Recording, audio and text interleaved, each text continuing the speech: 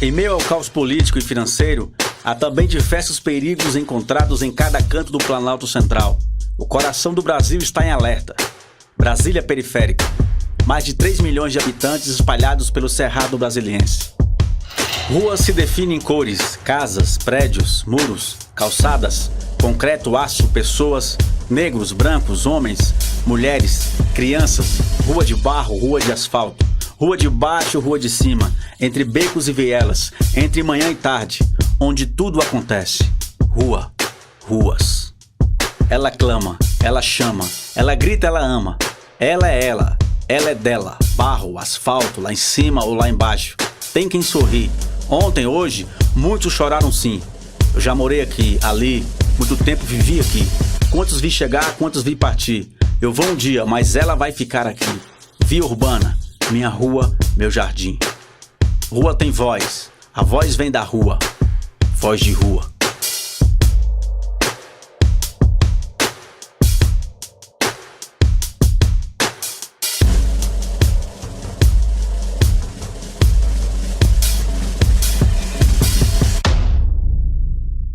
Mais um sobrevivente, mais uma história, igual a minha e a sua.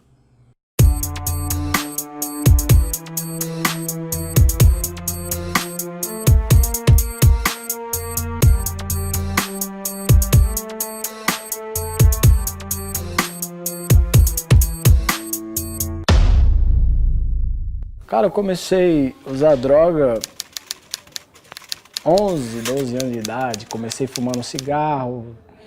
Curiosidade, morador da cidade satélite de Ceilândia, onde o índice de criminalidade é muito alto, era muito alto, né? Hoje se expandiu para as outras cidades. Na época não existia Samambaia, nem Recanto das Emas, só existia Ceilândia e era a cidade que tinha mais índice de marginalidade. E pelo fato de eu ser morador da Ceilândia, então tudo me levava a trilhar para esse caminho, né? E aí eu comecei fumando cigarro, fui me envolvendo aos poucos, comecei a cheirar cola com os amigos, matava aula, cheirava cola, até que eu conheci a maconha, né? Acho que com 13 anos de idade eu experimentei a maconha. Muitas amizades, Ceilândia, né, meu? E hoje eu até falo para muitas pessoas, a maior influência da gente é as amizades. Se você quer se afastar de alguma coisa, você tem que escolher as amizades certas. Então eu comecei a andar com pessoas, né, Ceilândia e tal, uma marreta, aquela fita, um querendo ser mais do que o outro. E aí as amizades acabaram me levando, trilhando para esse caminho das drogas.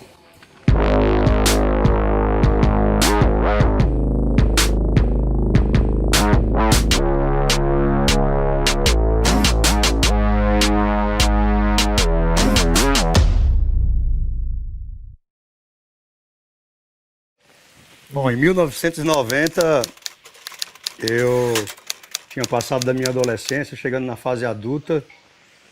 E em 90, aqui no Gama, eu já era microempresário, eu e meu pai, nós tínhamos loja, tínhamos comércio aqui no Gama.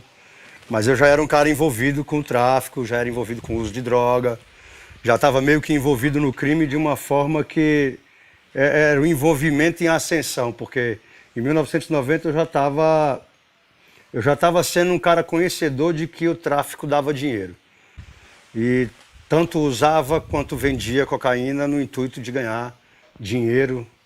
E isso foi, em 1990 foi bem um começo de um envolvimento maior no meio de tudo isso. Verdadeiramente o crime ele acaba dando para aqueles que se envolvem em diversas áreas que o crime tem, porque eu costumo falar que nós conhecemos dois mundos. Nós conhecemos o mundo que nós vivemos e o mundo espiritual ele existe. E eu costumo falar que o crime é o terceiro mundo, onde tem seus governantes, onde tem os seus soldados, os seus exércitos. Ele é um terceiro mundo, onde tem o seu congresso, o seu presidente, seus governadores, deputados e etc, etc, etc. O crime tem tudo isso. E ele acaba que ele dá. O crime verdadeiramente ele dá. O crime entrega para a pessoa que se joga de cabeça nele ele entrega várias coisas. O crime dá várias coisas. Ele dá dinheiro, ele dá status, ele dá fama. Ele, de uma forma pesada, ele faz o cara ficar lá em cima. Então ele passa de uma ilusão. Porque a ilusão o cara acha que tem e não tem. O crime faz o cara ter. Porém, o crime desgraça a vida de qualquer um. Eu, no crime, eu me tornei traficante. Desde o final da minha adolescência, ainda menor de idade, para usar droga e para fazer as outras coisas que dava vontade de fazer, de estar nos lugares onde eu queria estar, eu comecei a vender droga.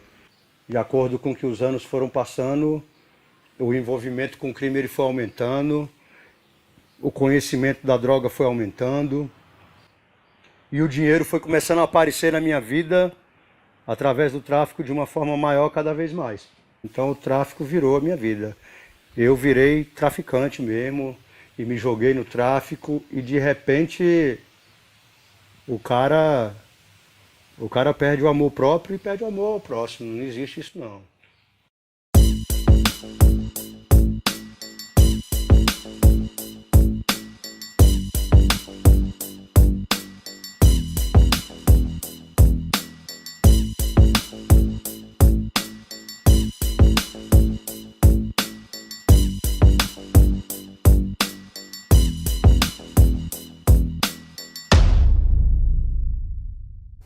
Entre 9 anos, de 9 para 10 anos, eu tive o contato ali com a cola, né? Na época eu não sabia muito bem o que era, se era lombra, eu não sabia o que era, eu só sei que eu senti algo diferente, foi o primeiro contato, né? Aí depois mais pra frente, de 10, 11 anos em diante ali, foi onde eu tive um contato maior, né? Que eu comecei a me turmar com os caras da quebrada, comecei a fumar maconha, né? Meu cigarro, entendeu? 10 anos de idade, cara, foi o meu primeiro contato com as drogas, muito novo, né? Foi quase perto, né, da perda do meu pai ali. Meu pai faleceu em 88, nesse meio tempo aí já tudo mudou, já foi outra cena, né, meu? Eu me vi, tipo, sozinho, mesmo eu tendo a minha mãe, minhas irmãs e tal, eu me vi sozinho, né, meu? É como eu sempre digo, era eu e o mundão. E aí a rua, né, cara, a rua ela te oferece coisas que às vezes você não tem dentro de casa. Você tem o essencial dentro de casa, mas pra você não é o suficiente. A rua ela brilha o teu olho. Ela mexe com algo muito muito forte dentro do ser humano, a rua, os prazeres, né? E esse contato com a droga aí foi onde tudo se iniciou, cara. Foi difícil, foi um momento difícil. No começo é legal. No começo é legal, você começa a usar, você acha que é aquilo mesmo, né, meu? Outra sensação, tal. Mas no decorrer da caminhada você vai vendo que aquilo dali é uma destruição, né? E que foram vários anos dentro disso daí. Hoje muita gente olha pra mim e não imagina que eu já fui um cara noiado. Na época, cara, tinha uma droga em Brasília que o nome dela era Merla.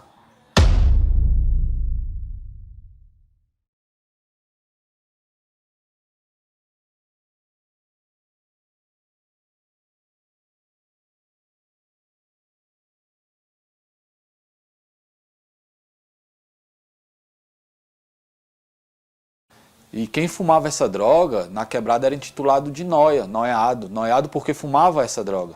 Então assim, quando eu digo noiado, era aquele cara que andava com os dedos pretos, né, meu? Na época tinha muito disso e era tipo como se fosse uma vantagem. Eu lembro que quando eu e algumas outras pessoas passavam a noite fumando essa merla, quando era no outro dia que eu olhava por dedo, os dedos estavam pretos, né? E aquilo era uma vantagem pra nós na época, mano. Falar aí, passei a noite noiando e tal, e não sabendo que ali era uma destruição, né? Não sabendo que ali era um suicídio lento.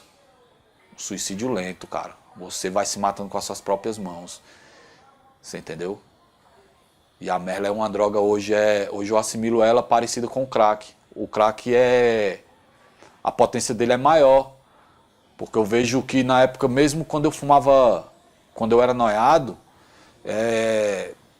eu lembro que eu cortava o cabelo, andava com a roupa limpa e tal, né, mano? Mas assim, eu dei muito trabalho pra minha mãe nessa época. Na época da merla. Foi uma das descobertas que mudou muito minha vida. Pra pior, na verdade, né? Não pra melhor. As drogas é isso daí. As drogas, ela piora a situação da pessoa, né, meu? E vai te tornando um cara cada vez mais decadente, cada vez mais diferente do seu natural, do seu ser humano natural, né? Ela vai mudando sua personalidade.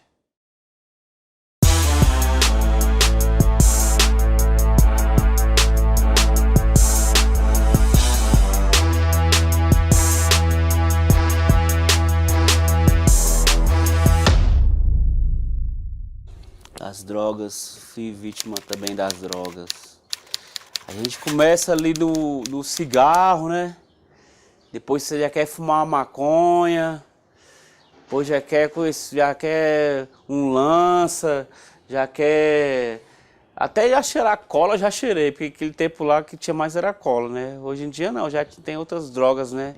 Essas drogas mais, né? Tem bala, tem papel, já tem outros tipos de droga. Mas a droga mesmo que eu era viciado era a cocaína. Cocaína, essa droga aí, viu? Quase acabou com minha vida. Ela veio mesmo para destruir. Um tempo atrás eu era viciado mesmo, cabuloso. Eu já tive três tentativas assim, de querer se matar por causa de droga, dentro de casa, na depressão. De você pegar o revólver assim e falar, cheiradão ali na lombra, você pegar o revólver e falar, moço, vou ter que me matar. Já cheguei ao ponto de fazer isso, de botar a arma assim e falar, vou me matar porque eu não aguento mais essa vida, né? E alguém chegar, bater no portão, alguém chegar, né? Esse dia foi até meu irmão que chegou, falou, Marcos, tá, o que você tá fazendo e tal? Aí ele chegou, já escondi o revólver, já fui deitar, né? Aí ele já foi um livramento ali já, porque eu já ia querer me matar. Teve outra vez aqui em casa sozinho, cheirando aqui, eu cheirava, mas eu cheirava com força mesmo, eu tava cheirando de um jeito que vou te falar, viu, velho? Quase que eu tive um ataque cardíaco em casa sozinho. E eu quase que eu falei, Deus, é agora que eu vou morrer. E com sede e sem ar, eu bebia água e a sede não passava. Eu falava, meu Deus, e não tinha força para nada. Eu deitei ali, eu olhei assim, eu fui lá no quarto, olhei para minha filha, eu despedi dela, olhei para ela assim e falei, tchau, filha. E fui para a sala, que eu já ia morrer na sala, eu sabia que eu ia morrer na sala. Ali eu ajoelhei na sala e falei para Deus, Deus, não deixa eu morrer não, pelo amor de Deus. Eu nunca mais vou usar essa droga desgraçada, por favor, Senhor. E comecei a pensar nas coisas da minha vida, nas coisas que eu já vivia, comecei a me suar todinho, suava. E não sei falar para você se foi uma ilusão, se foi na lombra, ou se foi mesmo assim, se foi a morte saindo de perto de mim, mas eu vi um vulto saindo assim, ó, descendo assim pela escada assim, que eu olhei assim e falei, ele foi embora. Na hora que eu vi que esse vulto foi embora, foi na hora que eu comecei a melhorar, fui tomar um banho e consegui deitar e dormir. Mas eu pensei que eu ia morrer nesse dia.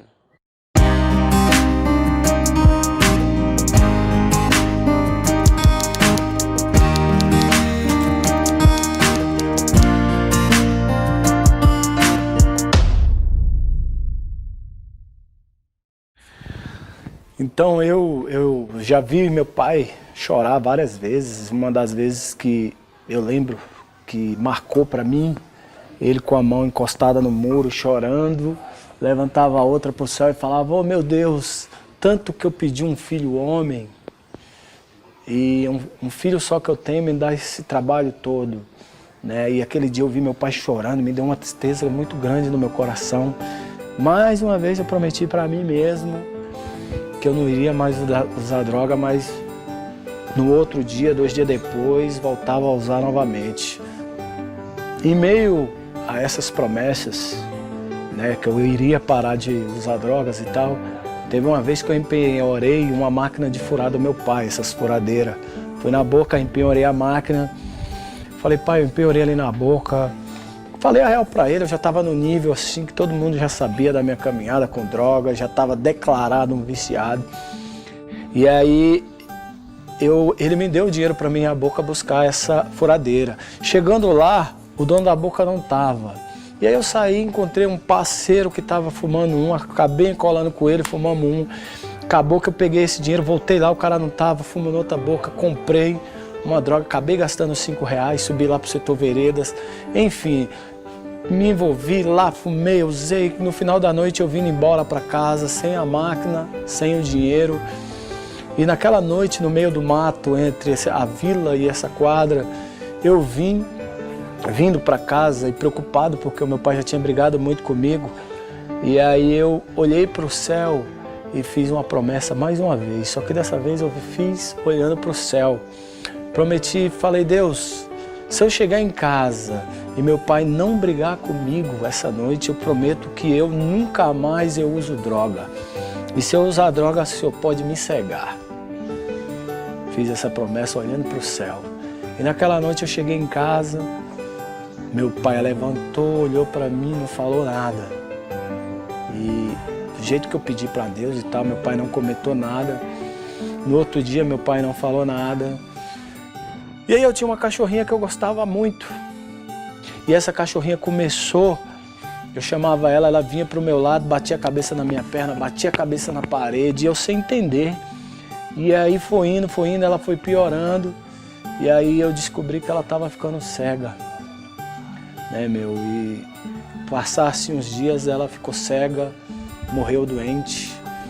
E aí eu entendi que com Deus a gente não se deve brincar, que aquela cegueira poderia ter sido na minha pessoa, né? Então foi um dos momentos onde eu comecei a entender que Deus existia e outras coisas que Deus fez na minha vida, né? Esse foi um dos fatores assim que marcou. Outra vez também que eu peguei o cartão na carteira do meu pai numa sexta-feira e eu tinha a senha e eu gastei todo o pagamento do meu pai sexta, sábado e domingo. Ia na Ceilândia, pegava uma lata, fumava, usava, virava bicho na noite, subia pra cima dessa laje aqui, meus pais dormindo e eu lá usando. O dia clareava, eu deitava na cama e minha mãe pensava que eu tinha acabado de acordar. Eu falava, vou ali, já ia pro mato. 3 dias engatada. Aí eu me lembro que na segunda-feira meu pai falou, vamos comigo no banco sacar um dinheiro, meu dinheiro saiu e tal. E eu fui com meu pai, sabendo que não tinha R$1 na conta. E eu na fila, meu Deus, e agora? E aí eu peguei e falei, pai, eu vou ali no banheiro. E sumi, meu irmão. E aí a única vez que eu vi o meu pai muito bravo, sem paciência com a minha pessoa, porque foram vários motivos para ele me expulsar de casa, para não querer mais a minha presença, tantas e tantas decepções. Eu que peguei som de casa, vendia vários objetos, né? Vendi. Então, essa vez, meu pai ficou lá na fila, eu vim embora. Quando eu cheguei aqui no outro dia, porque eu ainda tinha um resíduo de dinheiro, um resíduo um pouco de droga e tal, ele queria me bater, falou, oh, some daqui, pega suas coisas e some daqui. A minha mãe bateu de frente com ele e falou, não, ele não vai sair e tal. Aí minha mãe que segurou a minha onda, né? Mas foi um outro fator assim que eu vi meu pai e eu vi ali que eu já estava no estágio de decepcionante, porque eu tirei o dinheiro da feira, o dinheiro de pagar a conta de luz, da conta d'água, todo o dinheiro de custear as despesas, né, meu? E eu gastei tudo com droga, né, meu? Então eu tava me sentindo já um Zé Ninguém, desdentado. Outro fator que me deixou muito triste, uma mão que eu tava na Rua do Lago, eu passava a noite toda pedindo R$1 para um, para outro. Mano, arruma R$1 aí pra me entrar na boate, tinha uma boate lá e tal. Aí juntava R$3, em vez de eu entrar, eu ia na boca. Era a noite todinha, no final os caras, mano, tu não entrou, não te vi lá não. Oxe, tava lá, mano, não viu não. Acabou que eu nem entrava, era a noite todinha, pedindo R$1 para um, para outro. Todo sujo, muitas das vezes de sandália, ou uma bota, porque os meus tênis eu tinha noiado tudo. E uma mão, um grande amigo meu estava do meu lado, chegou outro cara, falou assim pra ele, mano, eu de canto aqui, mas eu escutei, tava ligado, eu sempre fui captador. Falou, mano, sai de perto desse noiado aí, mano, tu tá se queimando, esse cara é mó noiado. E ele falou isso pro meu amigo, aquilo ali cortou meu coração, porque era um parceiro que eu tinha assim um sentimento profundo. E aquele dia eu fui para casa pensando, triste, meu Deus, olha a minha situação, né? Eu perdi todos os meus amigos, ninguém mais queria andar comigo, As minas que me admiravam antes de eu me envolver com droga, eu dançava muito, né? Tinha toda uma vida. E aí eu fiquei chateado com essa situação também. Foi outro fator que marcou muito na minha vida, essa decepção de ser tarjado como um noiado, um Zé Ninguém, um zero à esquerda. Foi o que eu me senti diante do comentário do parceiro. Um noiado, a partir do princípio que eu cheguei a pesar 51 quilos, né, meu? Hoje eu peso 80 quilos. Então eu cheguei a pesar 51 quilos. A minha mãe me internou numa clínica de recuperação. Na realidade eu fui porque eu quis, né? Eu vi que não dava mais. E aí fui para essa clínica, passei 3 meses, 16 dias. E eu me lembro que bateu agonia para mim vir embora. E lá, para honra e glória de Deus, era uma clínica evangélica, o qual a palavra de Deus penetrou na minha vida, aprendi muita coisa, onde eu li todo o Novo Testamento, comecei a ler o Velho. E eu me lembro o dia que eu estava indo embora, o pastor da casa de recuperação falou: Máximo, senta aqui, você não está preparado para ir embora e tal. Aí falou muitas coisas, foi na Bíblia. E assim foi feito, que eu cheguei, passei 2, 3 meses, não deu outra. Caí de novo e caí mais pesado ainda, né? Aí que eu fiquei mesmo desandado, minha vida virou de cabeça para baixo. Até que um dia fui convidado por um primo meu para ir para São Paulo. Ele era encarregado de obra lá e tal. E aí eu comecei a trampar. Cheguei lá numa quarta, na sexta-feira já estava de carteira assinada. E aí lá, uma das palavras que me ajudou muito, né, que eu nem cheguei a comentar, eu era casado, namorei 4 anos com uma moça e casamos. Passamos 6 meses casados e meio em ser usuário de droga, em decepções, acabamos nos separando. E quando eu cheguei dessa casa de recuperação, né, acabou que eu caí de novo. Quando eu fui para São Paulo, ela falou bem assim para mim: olha, negão, ela me chamava de negão, lá em São Paulo tem um crack. E se você se envolver com crack lá, você vai morrer, porque o crack é pesado.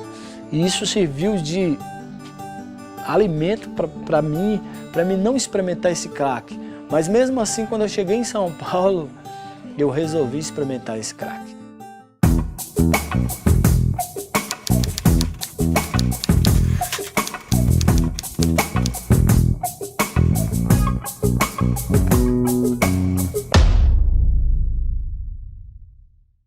Já fui preso. A primeira vez que eu fui preso foi em 1992, por assalto, 157. Passei pouco tempo preso, saí, e no ano de 2000 eu voltei para a cadeia no antigo 12, que era o tráfico na época, e no 121, homicídio. Fiquei um tempo na cadeia, 4 anos e 8 meses mais precisamente. E no ano de 2005 eu ganhei minha condicional, saí, só que eu voltei para o tráfico. Na verdade nunca tinha parado, nem dentro da cadeia. Continuei traficando até mesmo dentro da cadeia, saí, ganhei a liberdade. E em 2007 eu voltei novamente para a cadeia, num 33, que é o tráfico hoje em dia.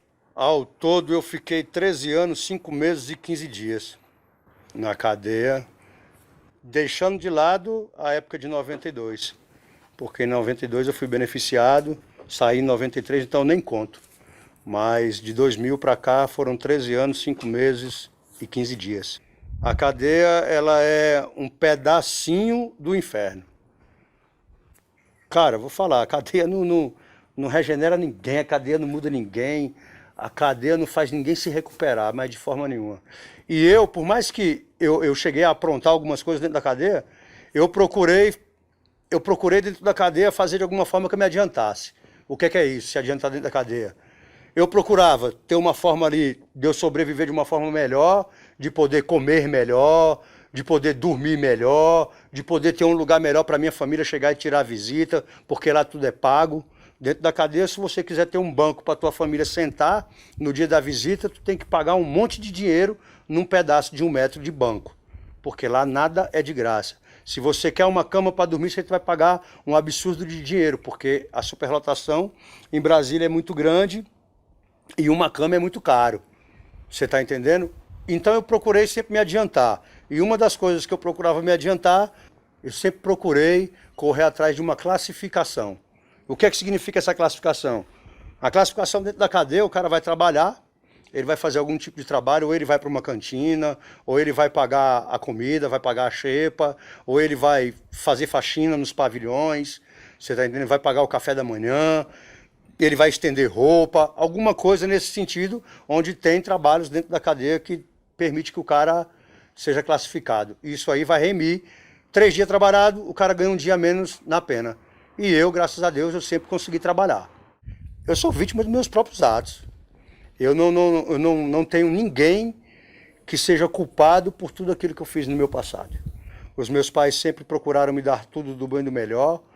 O meu pai, com toda a falta de instrução que ele podia ter, com toda a ignorância que meu pai podia ter, ele sempre quis me dar o melhor e sempre quis que eu fosse um cara que estudasse, me formasse e fosse alguém na vida. A minha mãe sempre foi uma pessoa maravilhosa que sempre procurou me apoiar em tudo e me dar o de melhor. Os meus irmãos, hoje, graças a Deus, todos estão formados. Ou seja, eu sou de uma família legal. A minha família nunca me deixou a desejar em nada. Pelo contrário, eu deixei minha família desejar em tudo.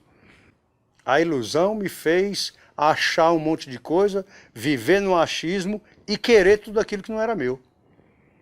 Então o que acontece? Eu sou vítima do próprio Elby, mas de uma forma ilusória, decadente, degradante, sabe, de uma forma destrutiva.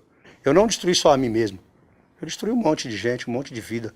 Um monte de gente que de repente caiu na ilusão do crime, do tráfico e achou que tudo aquilo que estava ganhando naquele momento era algo muito grande, que de repente aquilo ali ia ser legal e ia ser para sempre.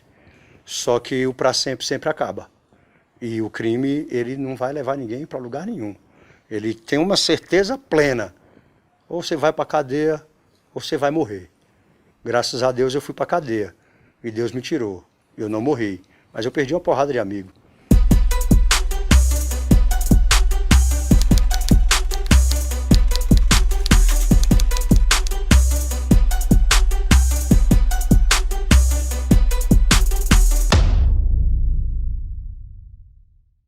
As drogas, a primeira coisa que ela tira é a moral do cara, certo? Você, cara que usa droga, no começo todo mundo te considera e tal, você se acha o cara tal, só que no decorrer da caminhada você vai vendo que não é bem desse jeito aí. Então assim, eu perdi a moral, perdi a confiança das pessoas, ninguém já confiava mais, a comunidade já olhava com os piores olhos pra mim, né, meu? O cara que usa droga, ele é a escória, ele é tipo invisível, mano, na quebrada, tá ligado? E aí, através das drogas, vai te levando em vários outros lugares, né, mano? Então, a família, a moral, o caráter, então todas essas coisas aí a droga rouba. Você entendeu? Eu lembro que um dos primeiros amigos que eu perdi foi o finado Tinga. O finado Tinga, ele não morreu de tiro, mas ele morreu por envolvimento com as drogas e com o crime. Ele morreu drogado tentando assaltar um caminhão, certo? As pessoas não dizem que foi um assalto, mas eu acredito que ele estava querendo fazer alguma coisa ali, né, meu? E aí ele caiu desse caminhão, cara. E foi um dos primeiros parceiros, assim, que eu lembro, que faleceu, assim, que mexeu muito comigo. Na época, nós estamos falando de 1993 para 94. Muito jovem. E ele caiu desse caminhão e foi uma perca muito grande. E depois desse daí veio vários outros. Veio o finado Beto, morreu de tiro dentro do fliperama, um tiro na cabeça. Teve o finado Chico Doido. Esse finado Chico Doido, ele não foi tão amigo meu, mas eu conhecia ele da quebrada. E eu vi no dia que os caras matou ele. Você imagina você com 13 anos de idade, você vê o cara tirando a vida do outro, com um tiro no pescoço. Foi choque, mano. Eu entrei em choque, eu fiquei vários dias em choque, tá ligado? Teve outro também que mexeu muito comigo, o finado Naldinho, foi um cara muito perigoso dentro das ruas do Paranoá. Foi um cara muito perigoso, foi um cara do crime, cabuloso. E assim, ele era muito próximo à minha pessoa, porque o irmão dele foi um dos primeiros namorados da minha irmã mais velha. E eu lembro quando eu vi ele no chão, no fundo da casa dele, caído de bruço.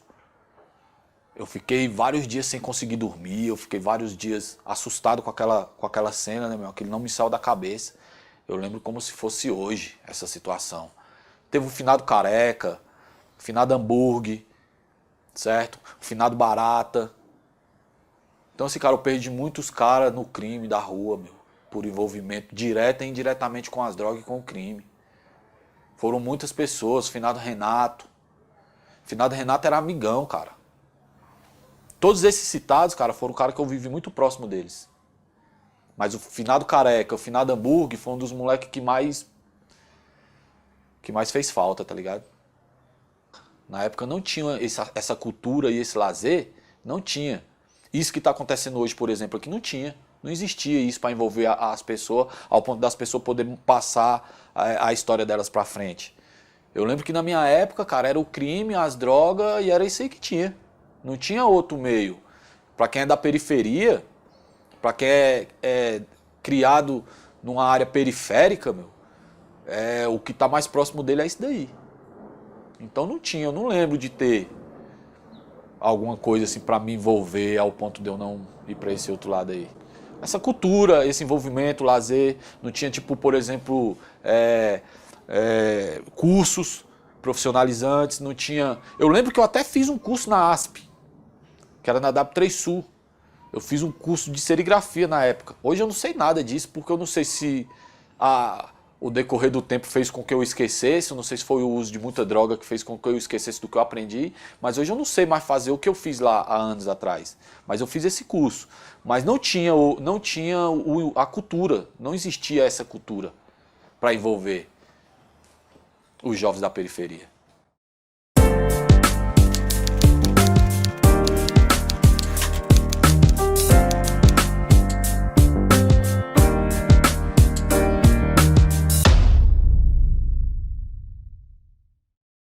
O crime é uma ilusão.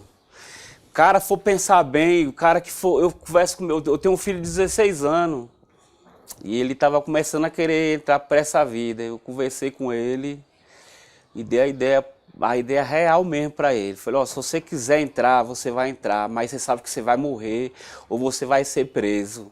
Então, se o cara for esperto, um pivete está chegando hoje e quer entrar pro crime, se ele for um cara esperto, ele sai logo, vai estudar, vai trabalhar, que ele vai ser alguém na vida. Porque se ele não for fazer isso aí, pode saber que ele vai ser mais um para a estatística.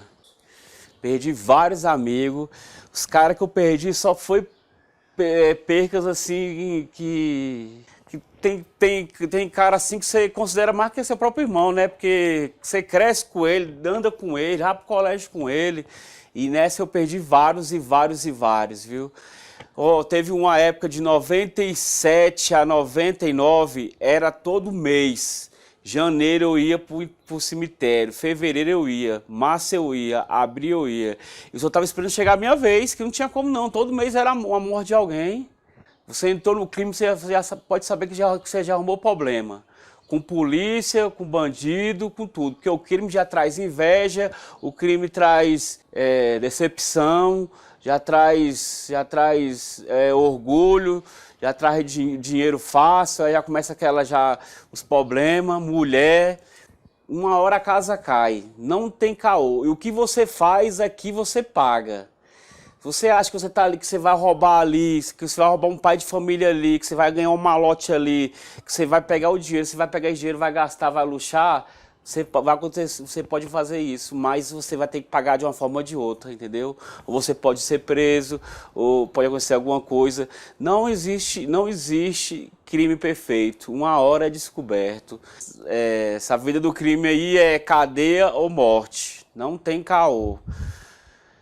E se você tá ligado que você tá ali no grupinho, junta 1, 2, 3 amigas ali, aí você tá ali quer fumar maconha, ali você tá afim de beber, aí aparecem umas doninhas, você se empolga, já quer roubar. Isso aí tudo é ilusão, isso aí, capaceiro. Uma hora você vai se dar de mal. Então, se fosse tu, pensava direitinho já na tua vida, aproveitar que você já tá novo ainda. Tem muitos que vão ver esse documentário aqui, que tá precisando de ouvir isso aí que eu vou falar agora. Parceiro, sai enquanto há tempo. E eu sei, eu senti na própria pele, tá ligado? De como é essa vida. Já vi vários parceiros meus morrer, vários. Não foi nenhum, dois, três, quatro, cinco, não. Foi vários mesmo. Inclusive aqui nos meus arquivos aqui tem várias fotos aqui, né, que eu guardo aqui de lembrança. Inclusive eu separei umas aqui pra vocês verem, ó. Pra ver que não tô jogando conversa fora, certo? Ó, isso aqui, ó. Isso aqui que tá do meu lado aqui, o Galileu morreu, né? Morreu lá na Lua, dentro da boate lá. O Erismar morreu também. Esse aqui era meu mano, cabuloso. Morreu. Esse aqui também morreu, ó, o Gadinho. Entendeu? O Galba morreu esses tempos agora. Entendeu? O Berdan. Foto do Berdan aqui. Do Hussein. Só mano mesmo assim que cresceu comigo. Ó, com o enterro do ET. Que o finado Hermes. Eu magrinho com um revólver aqui, ó. Entendeu? Finado Euclides. Esse aqui é o finado Tiano, morreu agora na cadeia. Finado Galba, finado Galileu, finado Erismar. Só tem finado, mano. É várias. Várias, né? Vou pra citar o nome aqui dos finados aqui, é muitos, cara, que cresceu com nós aqui. Tem um Xuxinha, que morreu tem pouco tempo. Tem um Rafaelzinho também, moleque morreu lá no fórum lá. Tem vários caras que deixou se envolver na vida do crime e acabou nessa, entendeu? É vários mesmo. E a guerra não para, a guerra não para. Só mesmo se você tomar uma posição e falar, vou largar. Aí e pedir força para Deus, senão não consegue não. Que é cabuloso. Mas é isso aí, mano.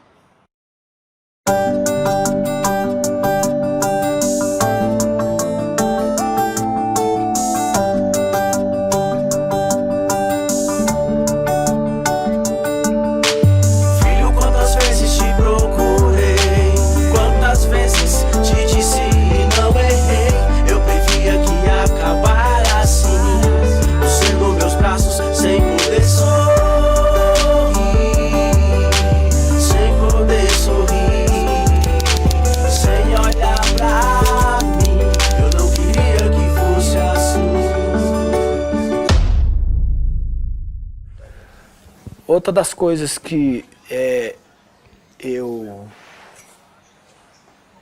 que marca pra mim, assim, marca não, né, meu?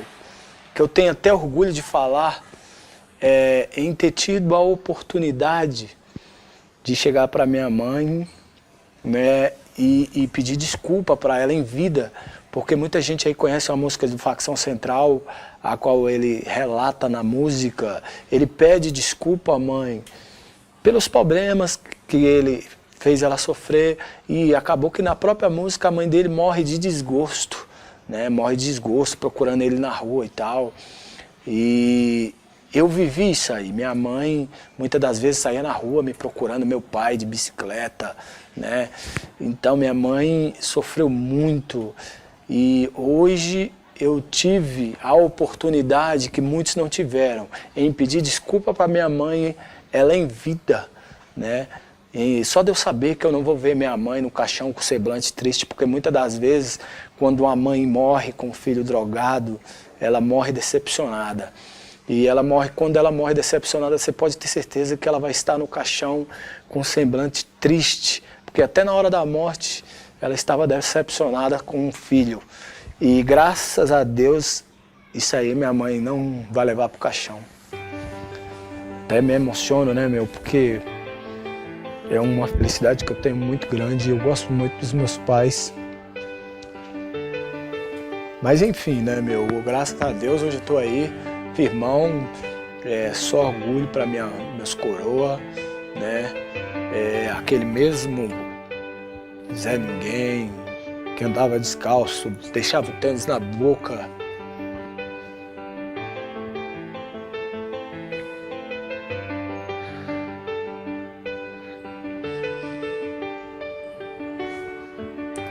Aquele mesmo hoje se tornou empresário. Graças a Deus que conhecido aí no Brasil todo como DJ Marola, tem o meu grupo que chama Voz Sem Medo. Não só com Voz Sem Medo, tenho viajado o Brasil, tenho sido indicado em prêmio como melhor DJ. Foram mais de 10 estados, viajei com grandes nomes do rap nacional, entre GOG, Cirurgia Moral, Provérbio X, o próprio meu grupo Voz Sem Medo. E tive a oportunidade de trabalhar com vários grandes nomes do hip hop. E tenho a loja de hip hop de Brasília aí, o qual eu lancei 35 títulos, né, na parceria com os grupos. Foi fundado a gravadora Marola. Gravadora não, eu costumo dizer que é um selo de distribuição, Marola Disco, né? Então eu ajudei muitos grupos e muitos grupos me ajudaram a estar aonde eu estou hoje, né? O respeito adquirido. E eu só tenho a agradecer a Deus por ter transformado uma pessoa que ninguém dava nada por ela, a pessoa que eu sou hoje. Hoje eu tenho o respeito de muita gente gosta de mim. Esse dia mesmo eu recebi uma revelação ali numa igreja e foi falado para mim que hoje as pessoas, que eu fui separado por Deus e que as pessoas têm orgulho de andar do meu lado, né? E automaticamente eu lembrei desse cara fazendo esse comentário com o meu amigo, né? Que eu estava andando com o Zé Ninguém e tal, estava se queimando, né? E graças a Deus estou aí, estou firmão. Quem eu sou hoje?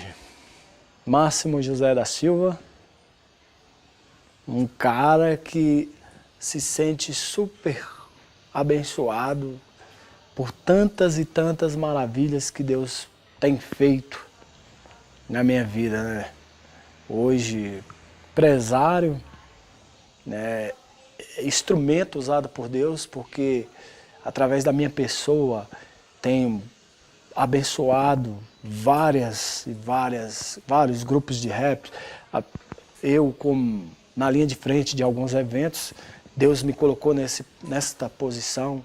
Deus que abriu esses caminhos, abriu essas portas, né? Então eu me sinto um cara abençoado, um cara instrumento para abençoar pessoas. E eu vi o sobrenatural de mudança na minha vida. Eu acredito muito na oração. Quantas e quantas vezes minha mãe orou pela minha vida e a oração dela valeu, mano. Hoje eu estou aí firmão, entendendo que Deus é o Todo-Poderoso, né? Não existe uma coisa igual. Hoje eu entendo que as orações da minha esposa, né, várias experiências que eu tive sobrenaturais. Eu, 42 anos, que vivi toda uma vida convivida com pessoas usuárias de drogas, conheci muitos usuários. Eu deixo aqui, não é bem um recado, né? Se eu estou aqui hoje falando foi porque meu pai e minha mãe não desistiu de mim. Eles acreditaram que um dia eu iria se recuperar, que eu iria me recuperar. Então você que tem aí um filho, um irmão, um primo, um parente que esteja passando por essa situação, não vire as costas. Porque muitas das vezes fala, isso aí já era, fulano de tal. Por isso que existem muitos mendigos, muitos morrem, porque você deixou de acreditar. Então acredite em Deus, ore por essa pessoa que há uma transformação. Aquele lá de cima é capaz de tudo, é o dono do ouro, da prata, conhecedor de todos os segredos. Então acredite que Deus pode fazer um milagre na vida dessa pessoa também, que seja seu parente, qualquer pessoa que seja. Beleza? Fica aí o meu recado. Eis aqui minha coroa, Terezinha Rosa de Jesus, a qual acreditou, orou muito pela minha vida. Obrigado, mãe. Esse aqui é meu pai, José Agostinho da Silva. Os dois coroas que nunca desistiram de mim, que lutaram até o final. E por esse motivo eu estou aqui hoje, graças a Deus. Eu agradeço muito a meu Deus que mudou meu filho. Hoje ele é o filho que eu queria que ele fosse. Mudou muito. Amém. Orei muito por ele, 12 anos. Cara no pó, joelho no chão, orava de madrugada, mas Deus fez, Deus deu a vitória. Hoje ele é o filho que eu queria que Deus me desse. Hoje ele é tudo para mim. Toda a vida foi, né? Mas depois que Deus mudou a vida dele, é o filho que eu queria que Deus me desse. Agradeço muito, meu Deus, e a ele por ter tido vontade de mudar. Amém. Meu filho é guerreiro, foi muito guerreiro, porque eu já sofri muito com ele, mas hoje eu tenho um filho de bem. Quero que todos os meus amigos basta ter um filho melhor do que o meu, igual a ele. Não precisa melhor. Hoje ele era meu filho, hoje está sendo meu pai. Eu só faço um negócio quando ele quer. E graças a Deus, hoje eu tenho um filho que Deus me deu. Amém. Só que eu sofri com ele não significa em nada hoje. Tive paciência, gente que me dava conselho para eu desistir, eu nunca desisti, e é isso que a gente tem que fazer, lutar e pedir a Deus para vencer.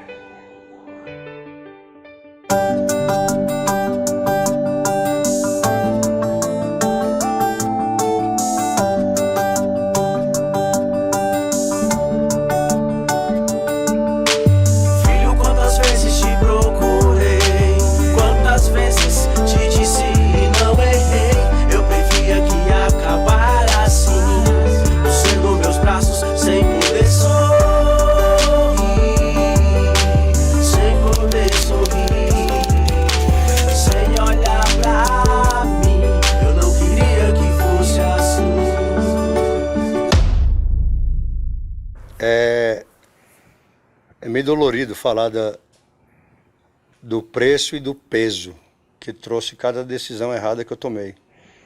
Primeiro que lá atrás, eu, com todas as vontades erradas que eu tive e aquilo que eu queria viver, primeira coisa que me doeu muito logo depois foi me afastar da minha família, perder minha casa, ficar longe da minha própria casa, querer estar em casa e não poder estar em casa, ficar longe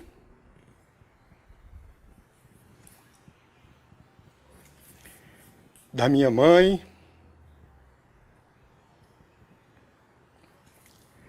dos meus filhos e meus irmãos, meu pai, porque cada decisão que eu tomei errada me levou para cadeia. E o cara que de repente tem um mínimo de coração, ele sente isso, não tem como. Por mais que o cara seja bandido, por mais que o cara seja criminoso, ele sente. Na minha última fase dentro da cadeia, eu passei por uma situação diferente, porque a minha vida já era uma outra vida e a minha esposa e a minha filha bem pequenininha, com 1 ano de idade, elas estavam lá do meu lado e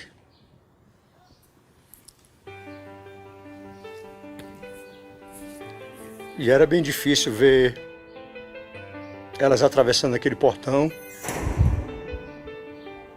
para passar algumas horas comigo no dia da visita. E de repente eu tinha que entender que elas estavam aqui fora sozinhas, sem que eu estivesse com elas. O peso maior de tudo é quando eu vou falar da minha mãe, do meu irmão William, da minha esposa Aldenice, porque a minha mãe ela chegou a ficar doente. E isso pesava de uma forma condenatória para mim lá dentro. A minha mãe é sem palavras, ela é uma pessoa que meu amor por ela é muito grande. E de repente esse amor que eu sempre tive por ela, não pensou nela na hora de aprontar, na hora de querer ganhar dinheiro, na hora de repente fazer ela me visitar dentro da cadeia. Porque não adianta o cara falar que, eu tô puxando cadeia. Mas tua família tá puxando cadeia também. O meu irmão William é o cara sem palavras para aquele moleque. O cara morando em Curitiba, ele vinha de Curitiba para me visitar na cadeia. O cara gastava, se esforçava para estar me vendo, sabe, para poder estar me ajudando, me dando assistência dentro da cadeia, para não me faltar nada e mostrando para mim o amor que ele tinha. E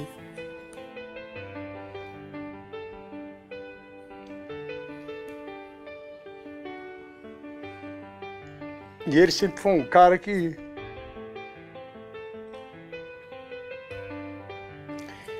ele nunca desistiu de mim. E ele tem uma frase que ele me falava que me marcou muito. Porque ele falava para mim que a minha vitória seria a vitória dele. E que ele nunca ia desistir de me ver vitorioso. Então é muito doído tudo isso. Lembrar de tudo isso tem um peso muito grande, porque tanto ele quanto a minha mãe foram duas pessoas excepcionais na minha vida. E a Aldenice, minha esposa, sempre foi uma pessoa que vivia do trabalho dela para a casa dela, uma pessoa que estudou e que viveu uma vida humilde com a família dela, mas uma vida correta, honesta, nunca fez nada de errado. E de repente o marido dela teve que voltar para a cadeia porque tinha que pagar com uma dívida com a justiça. E eu cheguei a falar para ela um dia que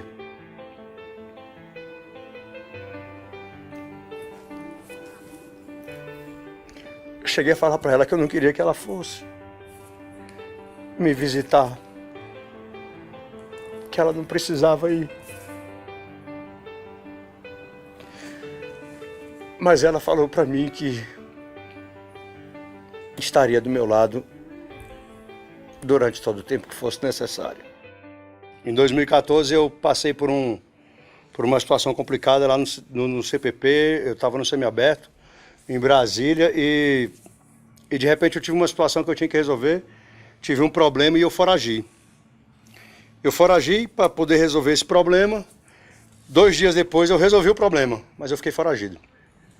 Eu me converti, aceitei Jesus lá em Curitiba, meu filho Marley estava comigo, ele viu tudo acontecendo, ele era uma criança ainda, mas que viu a mudança do pai dele acontecendo, desde o princípio. O Marley foi assim, a minha testemunha de tudo aquilo que aconteceu.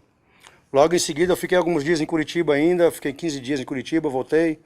E quando eu voltei, nós passamos por uma fase bem complicada, porque estava difícil a situação, eu era foragido. E de repente agora eu era um foragido que tinha aceitado um caminho de Jesus para mudar de vida. Tem algo que as pessoas precisam entender, que Jesus, ele transforma a vida do cara. Só tem um detalhe. O cara tem que querer mudar de vida. Porque a mudança na vida do homem, quem faz é o homem. Jesus não muda a vida do cara. Porque ele não obriga ninguém a fazer nada. E você não precisa ser isso ou aquilo para você mudar de vida. Você tem que querer. Naquele momento eu quis mudar e eu aceitei a Cristo, porque eu entendi que para mim era o melhor caminho, era andar com Jesus. As coisas com Deus são tão louca, que teve um dia que teve um varão que me ligou e falou para mim: irmão Elber, eu sou fulano de tal, assim, assim, assado. E eu tenho uma missão que eu estava procurando a pessoa para ir para essa missão.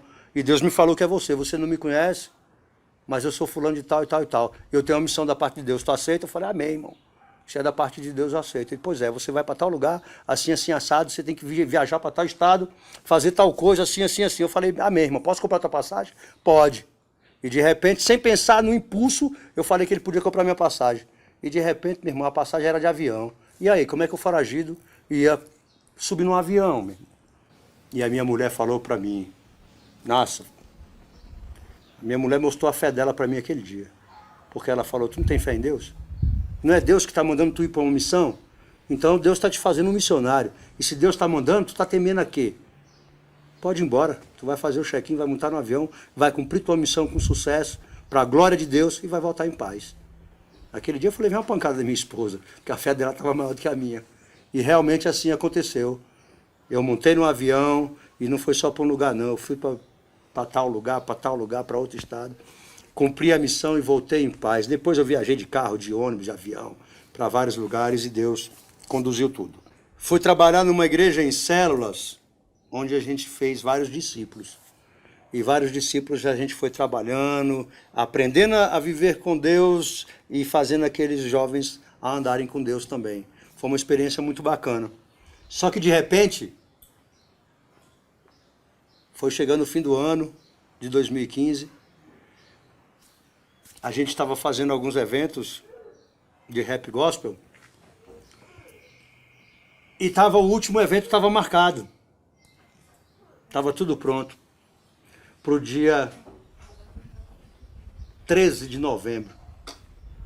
E de repente Deus fala para mim, meu filho, tu vai ter que ir lá para Papuda agora pagar a tua dívida com a justiça, porque eu quero você livre, eu quero ver você em paz. Mas você tem uma dívida com a justiça e você tem que pagar. Meu irmão, de repente aquilo mexeu comigo de uma forma muito forte. Só que eu aceitei o que Deus falou. No dia 16 de novembro eu entrei dentro da Papuda. Amanheci o dia do dia 16. Eu falei com a minha advogada, que também foi um canal de bênção na minha vida, através de um amigo. E eu brinquei em casa. Tinha alguns discípulos meus em casa. Passaram a noite lá, pra gente se despedir. E eu brinquei. Eu falei, eu não vou sair da cama até 11 horas da manhã, porque meio-dia eu vou entrar pra cadeia. Então eu vou me despedir da minha cama. E eu falei com meu irmão. Nós ficamos quase 1 hora no telefone, ele em Curitiba. E de repente ele fala pra mim bem assim, mano, caramba, hoje é dia 16 de novembro, nós estamos quase chegando em dezembro. Natal e Ano Novo tá bem aí. Se apresenta hoje não, pô. Vamos passar o Natal e Ano Novo. Você já ficou até agora foragido, tem mais de 1 ano. Só que eu respondi para ele que eu tinha que ir naquele dia. Porque foi Deus que marcou o dia de eu me apresentar, não fui eu. E eu tinha que obedecer a Deus. Nós fomos para a porta da cadeia, eu, minha esposa, alguns discípulos, minha filhinha Angel e minha advogada. Nós paramos na porta do presídio, oramos e eu entrei. E teve alguns policiais ali que já me conheciam e falaram, ué, Welber, o que é que houve? Pirou? Tá se entregando? Se entregando? Tá vindo puxar a cadeia, cara? E eu falei para eles, não, eu não pirei. Eu e ele viemos juntos aqui porque eu tenho que pagar minha dívida. Caraca, o cara pirou mesmo. Tá falando que tem alguém com ele aí. Eu falei, realmente tem. Jesus Cristo está aqui comigo. Quando eu falei isso, meu irmão, tudo mudou. Porque naquele momento até os policiais que me receberam ali, eles me pediram desculpa e falaram, pô, cara, tu aceitou Jesus? Eu falei, aceitei. Falou, pô, então, prega a palavra de Deus para esses caras aí. Ajuda essa rapaziada. A cadeia está muito virada, está muito mudada. Tu vai ver aí com teus próprios olhos. Mas vai lá. Deus te abençoe. Eu falei, obrigado. E eu entrei, meu irmão. Fui pro castigo, tirei 10 dias. Na verdade, era para tirar 10 dias de isolamento, eu tirei 9. Mas lá no castigo eu comecei a fazer uma obra que Deus conduziu. E os caras me pediram para eu fazer um culto dentro do castigo. Um isolamento, um pavilhão com 10 celas, todo mundo pagando castigo. E os caras me pediram, ei, irmão Elber, faz um culto. E ali eu fiz o primeiro culto na cadeia. E os caras começaram a ver outro cara, porque quem voltou para a cadeia era o irmão Elber. Não era o velho primo, o traficante. Era o irmão Elber. O primo tinha morrido. Então, dali eu fui pro P1. E no P1 eu encontrei com vários camaradas. Na hora que eu entrei no pátio, com o meu colchãozinho debaixo do braço, a sacolinha, a burrinha no outro, os caras foram me receber no portão, uma galera. E ali Deus começou a fazer uma obra. Porque ali não era mais o bandido. Era um novo homem.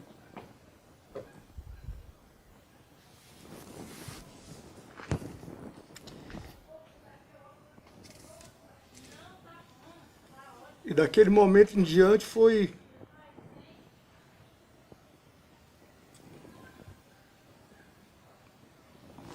foi tudo novo para mim, porque eu já tinha puxado tantos anos de cadeia, mas totalmente diferente, de uma forma obscura, de uma forma negativa. E eu não precisei falar para ninguém que eu era crente, que eu tinha aceitado Jesus, não. Pelo contrário, foram lá, pegaram minhas coisas e a gente se encaminhou para a igreja. E vários caras foram me acompanhando, vários caras foram me abraçando. E os caras foram falando, caramba, como tu tá diferente, como tu tá mudado. Que massa te ver assim, cara, Deus te abençoe.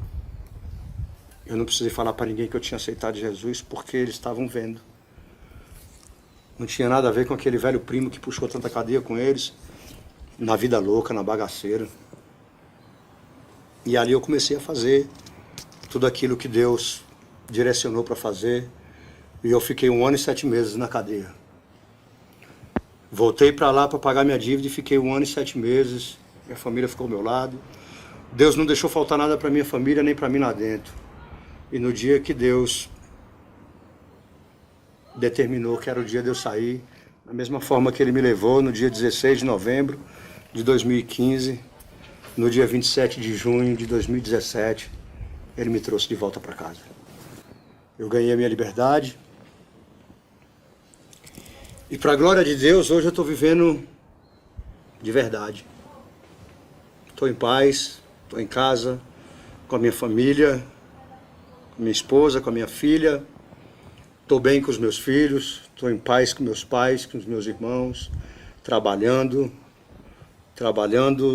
numa empresa onde as portas se abriram, onde me deram uma oportunidade e é onde eu estou ganhando o pão de cada dia, onde Deus tem abençoado e aberto as portas. Estou trabalhando na obra, estou fazendo aquilo que Deus direciona. E hoje eu posso falar que eu sou um vitorioso.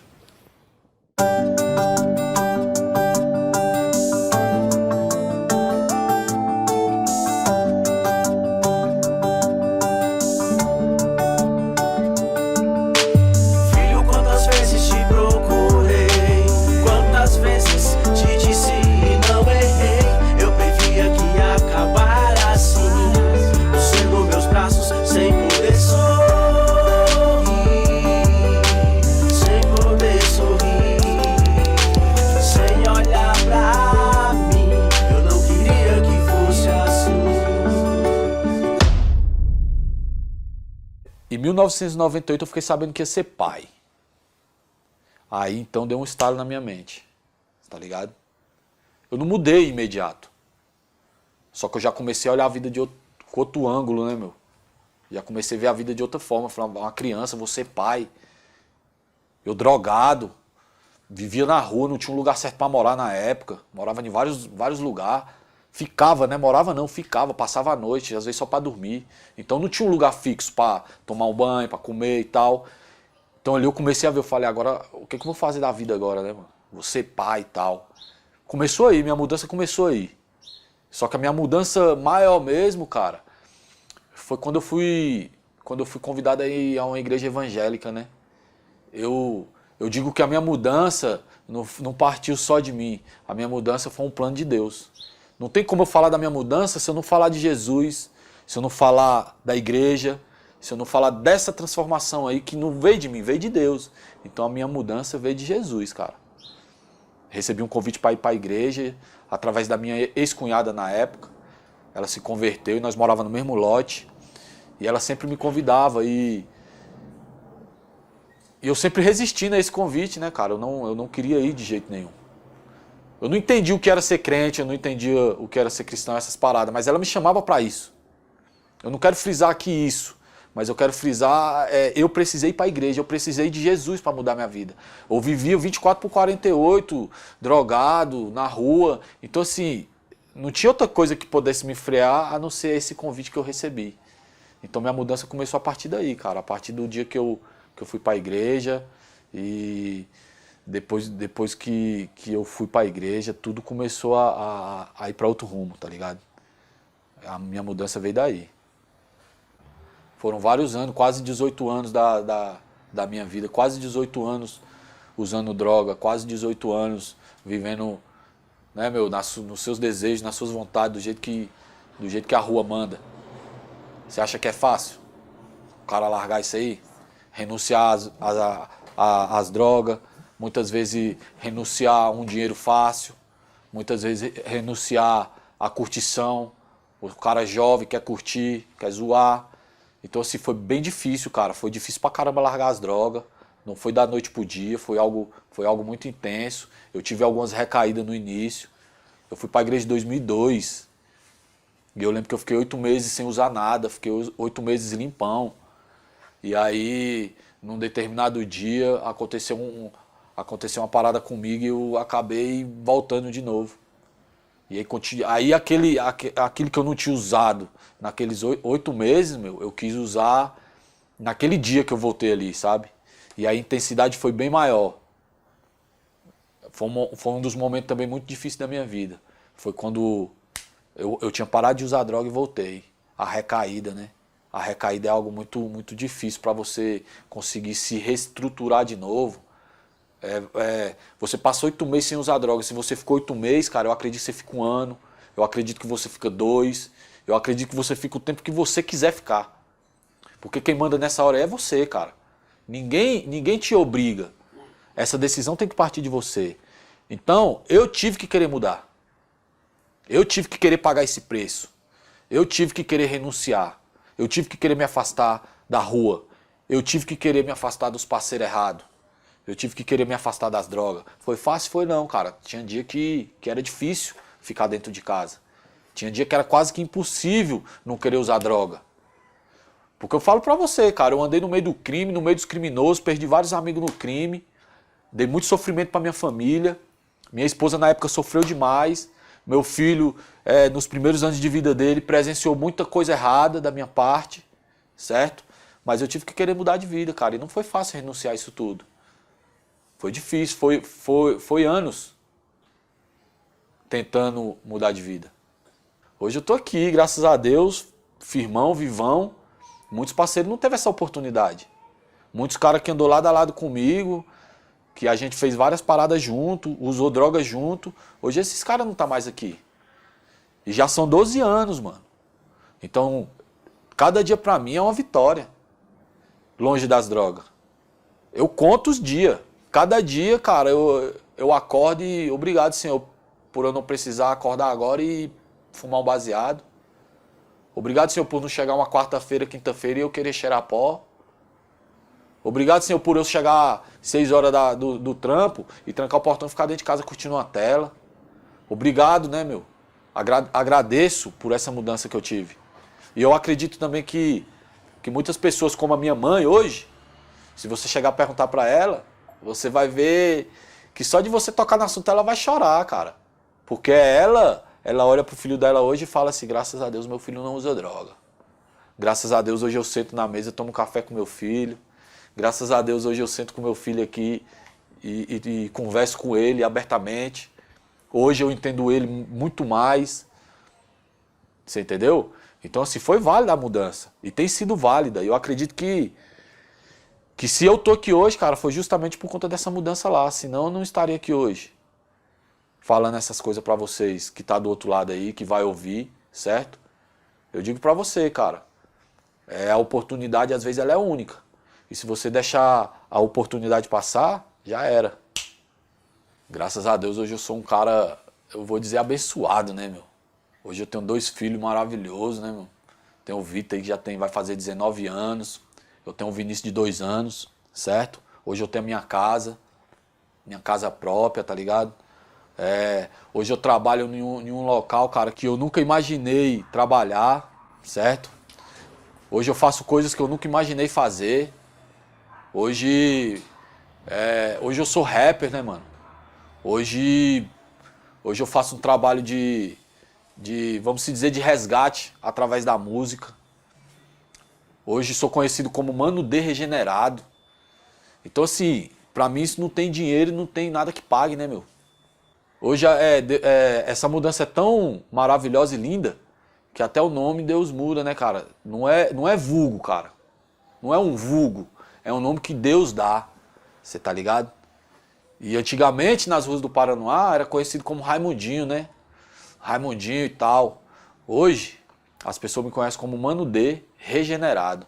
Aí tem gente que questiona regenerado por quê? Porque a partir do momento, cara, que você renuncia a algo que você vive, que você renuncia às drogas, que você renuncia o crime para viver outra caminhada, e você quer ser, não é que você quer ser o espelho, mas você quer ser um cara que quer deixar coisas positivas, principalmente para os jovens, isso é uma regeneração, ok? Então, hoje, como regenerado, cara, eu tenho que fazer jus isso daí, e é o que eu tenho feito, tentado fazer. O que não fizeram comigo, o que eu não tive lá no passado, é o que eu tento deixar hoje para a juventude de hoje. É o que? As drogas, o crime, não compensa, meu irmão. O que compensa é você obedecer o pai, o que compensa é você obedecer sua mãe, respeitar as pessoas que é por você. Porque seus amigos lá da rua do crime, infelizmente não é por você, mano. Você sabe disso. Você que está do outro lado, você sabe disso. Quando o chicote estrala e quando as coisas apertam, quem está do seu lado? É os seus amigos? É os caras do crime, do corre? Pelo contrário. Quem está do seu lado é a sua velhinha ali. Quem está do seu lado ali, muitas vezes, é a sua esposa que corre com você. Você entendeu? Então, assim, mano, essa mudança foi válida ao extremo. Hoje eu olho pra mim e muitas vezes não me reconheço. Não imagino que um dia eu fui aquele cara lá, o Raimundinho, né, meu, noiado. De noiado a regenerado. Muitas pessoas julgam as pessoas. Tem muita gente que julga o cara porque fuma maconha, mas ele cheira. Tem muita gente que julga o cara porque bebe, mas ele rouba. Então você tem que começar a se colocar do outro lado para você julgar menos e ajudar mais. Como você ajuda? Às vezes não é com dinheiro, mas é com atitudes. Não adianta você querer falar de mudança para alguém sendo que você não tem uma mudança para oferecer. Então primeiro você tem que mudar para poder falar de mudança. E se hoje eu estou falando dessa mudança é porque eu mudei. Não estou querendo colocar aqui eu como um cara perfeito, porque nem sou. Tenho vários defeitos, tenho várias falhas. Mas quem eu era, antes eu não sou mais. Então a mensagem é, o respeito acima de tudo.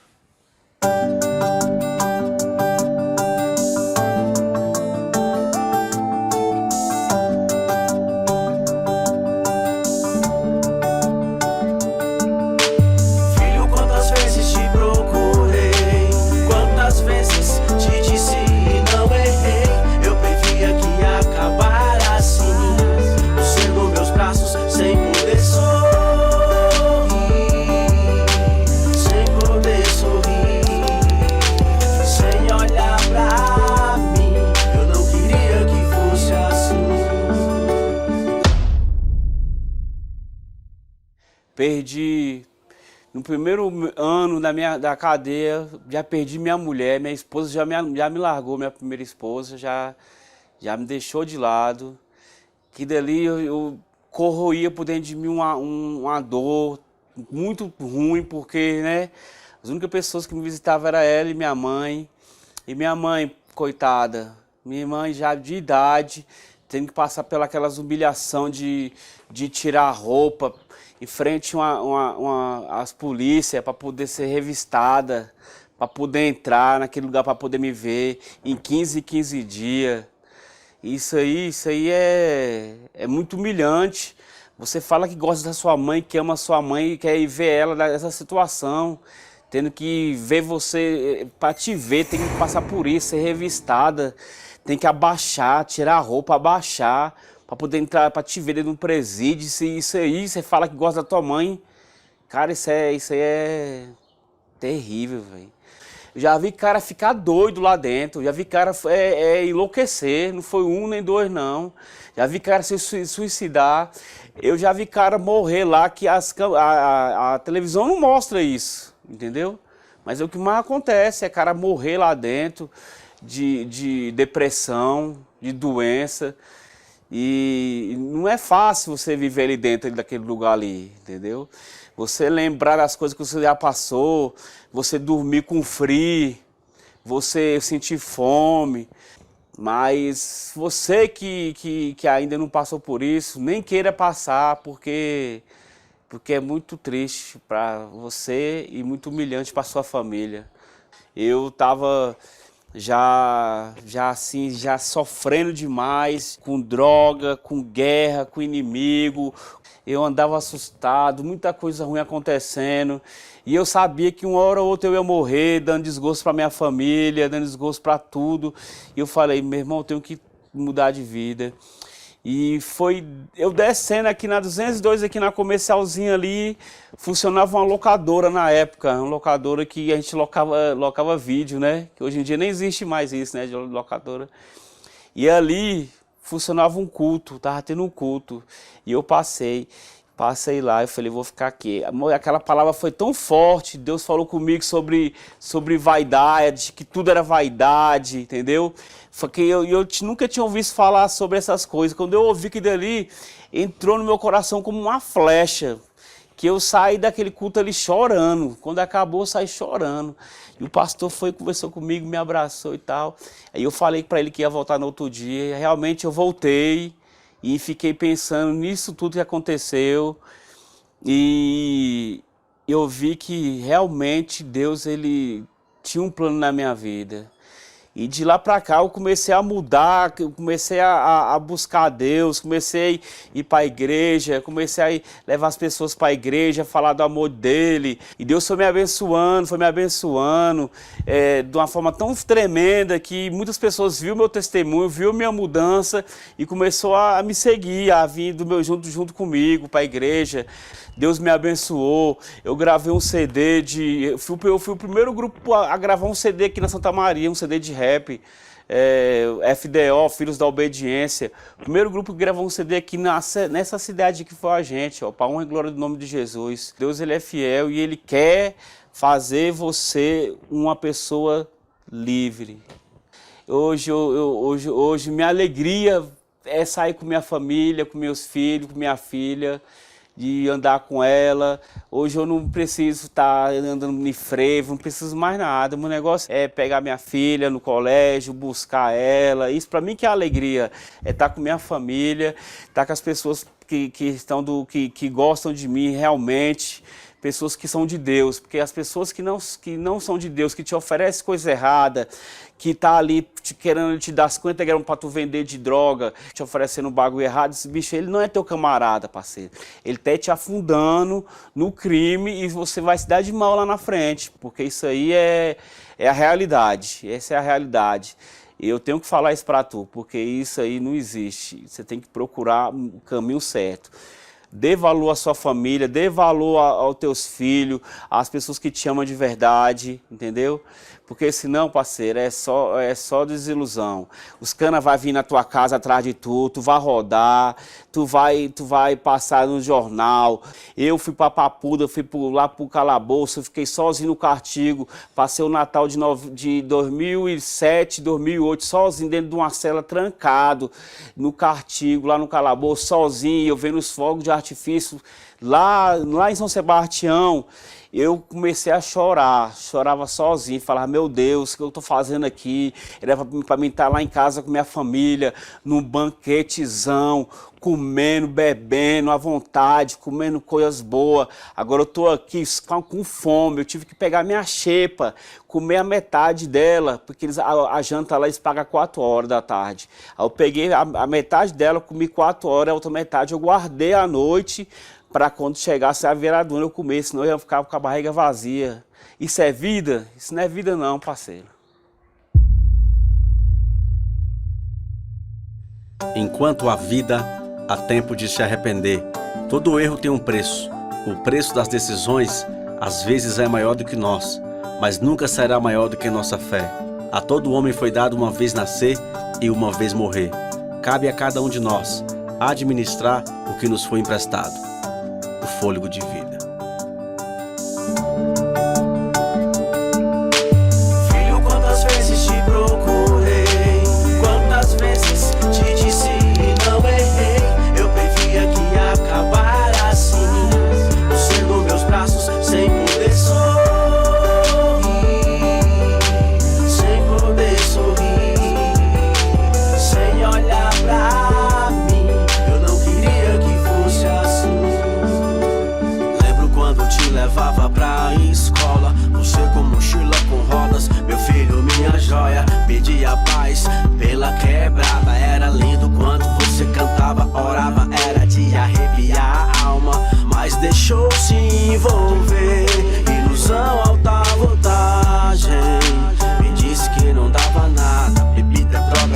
carro, cuidado, isso mata.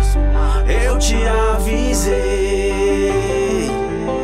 eu te procurei. Cuidado com quem se anda, com quem se abraça. No final a corda sempre quebra pro lado mais fraco. Eu te avisei,